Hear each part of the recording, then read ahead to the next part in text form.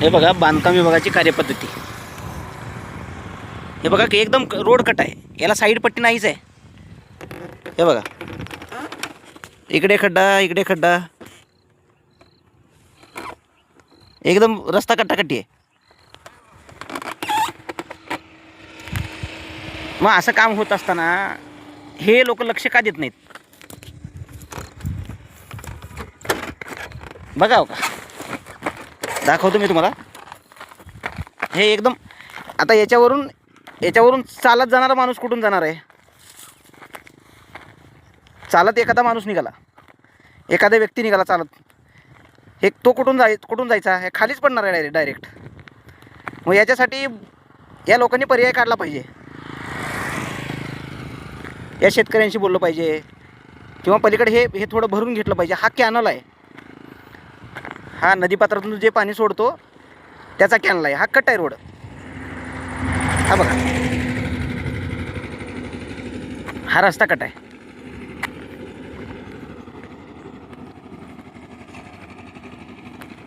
बघा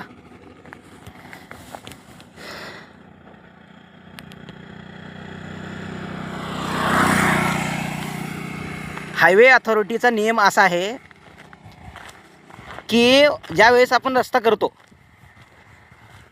तर रस्ता करताना त्यावेळेस एक छोटासा रस्ता साईडने काढतो आपण, जेणेकरून बाईकस्वार असतील किंवा मग छोटे वाहन असतील ते त्या साईड पट्टीच्या इकडच्या बाजूने जातील. असा नियम असताना या ठिकाणी हा नियम कुठं धाब्यावर बसवला या लोकांनी?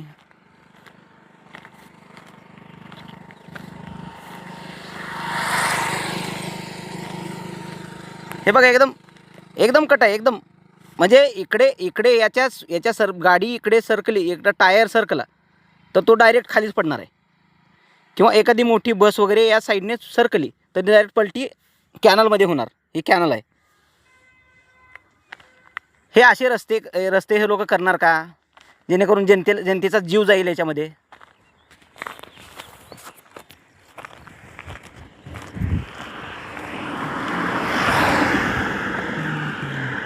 आणि महत्त्वाचं म्हणजे हा कॉर्नर आहे, पुढे हा कॉर्नर आहे. या कॉर्नरला म्हणजे या गाडीला वळायला जागा तर नाहीच नाही,